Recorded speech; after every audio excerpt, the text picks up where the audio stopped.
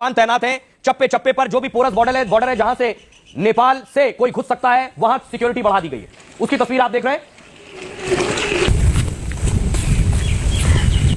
ये पानी टंकी की तस्वीर मैं आपको दिखा रहा हूं जहां एसएसबी तैनात है। अब आपको वेस्ट बंगाल सिलीगुड़ी दिखाऊं मैं आपको। वहां भी देखिए चौकसी बढ़ा दी गई है, बॉर्डर सील कर दिए गए। कोई गाड़ी आ नहीं सकती है, कोई गाड़ी जा नहीं सकती है, इसलिए लोग फंसे हैं, इसलिए लोग अपील कर रहे हैं कि हम फंसे हैं, हमें बचा लो।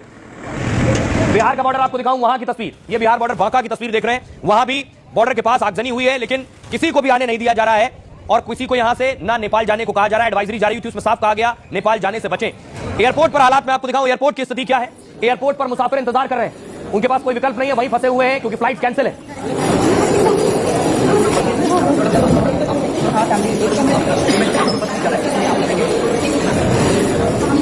अब देखिए जरा सनौली बॉर्डर की तस्वीर मैं आपको दिखाऊं। बॉर्डर पर सब कुछ रुका है, पूरा बॉर्डर सील है। ये इंडो नेपाल बॉर्डर की तस्वीर आप देख रहे हैं।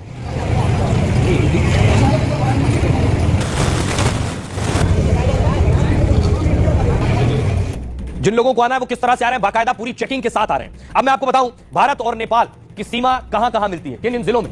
ये आप नेपाल और बिहार का नक्शा देख रहे हैं। ये बिहार में कौन कौन से जिले हैं जो नेपाल से लगते हैं। पश्चिमी चंपारण, मधुबनी, सीतामढ़ी, पूर्वी चंपारण, सुपौल, किशनगंज और अररिया, ये बिहार से लगते हुए जिले हैं। अगले जिले में आपको दिखाऊं जो उत्तर प्रदेश से लगते हैं, पीलीभीत, लखीमपुर खीरी, बहराइच, श्रावस्ती, सिद्धार्थनगर और महाराजगंज।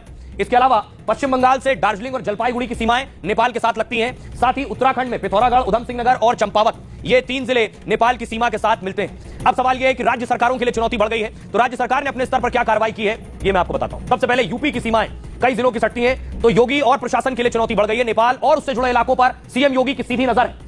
नेपाल से लगी यूपी की 600 किलोमीटर सीमा पर चौकसी बढ़ा दी गई है। योगी ने नेपाल बॉर्डर के 4 जिलों में हाई अलर्ट घोषित किया है, जिसमें बहराइच, श्रावस्ती, लखीमपुर और महाराजगंज शामिल है। भारी पुलिस बल और ड्रोन से बॉर्डर पर निगरानी हो रही है। नेपाल की जेल से भागे 9 कैदियों को एसएसबी ने हिरासत में ले लिया और नेपाल में फंसे भारतीयों की मदद के लिए लखनऊ में कंट्रोल रूम बना दिया गया। सोशल मीडिया पर अफवाह रोकने के लिए पुलिस को सख्त निर्देश दिए गए। दूसरी तरफ बिहार, नेपाल से सटे बिहार के 6 जिलों के बॉर्डर सील कर दिए गए। सीतामढ़ी से मधुबनी, सुपौल और किशनगंज तक हाई अलर्ट है इस वक्त। दोनों तरफ सैलानियों की आवाजाही रोक दी गई। बिहार पुलिस के साथ बीएसएफ और एसएसबी और आईबी लगातार एक्शन में। बिहार बॉर्डर पर एसएसबी ने नेपाल से भागे 10 कैदियों को गिरफ्तार किया। कल मैंने आपको बताया था कैदी भागे, ये जिन जिन जिलों तक पहुंचे हैं वहां इन्हें पकड़ लिया गया है। पश्चिम बंगाल, नेपाल और बंगाल के बीच करीब 100 किलोमीटर का बॉर्डर है। हिंसा के बाद दार्जिलिंग और जलपाईगुड़ी बॉर्डर सील कर दिए गए। ममता सरकार ने तैनाती और निगरानी बढ़ाने के निर्देश दिए। कहा है हमारा पड़ोसी अच्छे से रहेगा तो हम भी अच्छे से रहेंगे। कड़ी तलाशी के बाद नेपाल से आने वाले भारतीयों को एंट्री मिल रही है। उत्तराखंड का बॉर्डर लगता है, उत्तराखंड से नेपाल की 275 किलोमीटर की सीमा लगती है। पिथौरागढ़, चंपावत, उधम सिंह नगर नेपाल बॉर्डर से सटे, जिनमें चंपावत जिले के दूसरे और भी हिस्से हैं। मतलब नेपाल बॉर्डर पर आगजनी और गोलीबारी हो रही है। सीएम धामी ने नेपाल बॉर्डर में तनाव को लेकर अहम बैठक की है। आइए, और बॉर्डर पर कड़ी सुरक्षा और हाई अलर्ट के निर्देश है। सुनिए जरा एसएसबी के इंस्पेक्टर क्या कह रहे हैं। जितने भी भारतीय नागरिक उधर फंसे हुए हैं उनको पूरी कोशिश कर रहे हैं। जो लोग बॉर्डर पे आ रहे हैं उनको फैसिलिटेट किया जा रहा है निकालने के लिए, क्योंकि वो दूर दराज से हैं। उनके यहाँ पे कहीं होटल में थे या कहीं टूरिस्ट पर्पस से आ रखे थे, उनको फैसिलिटेट किया जा रहा है। नेपालीज को जिनका इधर जरूरी है जाना, उनकी जरूरत के हिसाब से कोई इमरजेंसी है, मेडिकल इमरजेंसी तरीके से उनको भी भेजा जा रहा है। गाड़ियों का मूवमेंट बंद हो गया है और जो भारत मैत्री सेवा है इस टाइप का है तो उनका जो है प्रॉपर चेकिंग के साथ किया जा रहा है।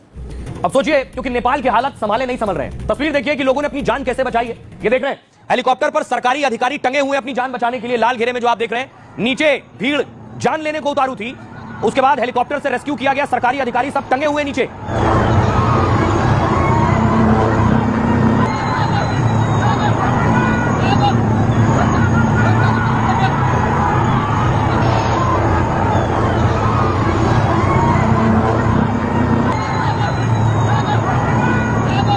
लोगों ने क्या किया, नीचे खून की प्यासी भीड़ थी।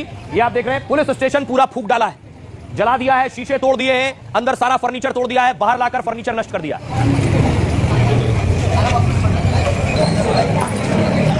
जितने दस्तावेज थे, एफआईआर बुक थी, एफआईआर कॉपी सब जला दिए। यही हाल सुप्रीम कोर्ट का है, वहां सुप्रीम कोर्ट के सारे दस्तावेज जला दिए।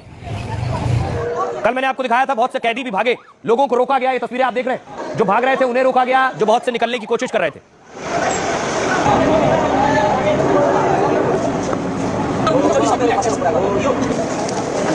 कैदियों को समझाया गया, उसके बाद वो वापस गए बहुत से लोग।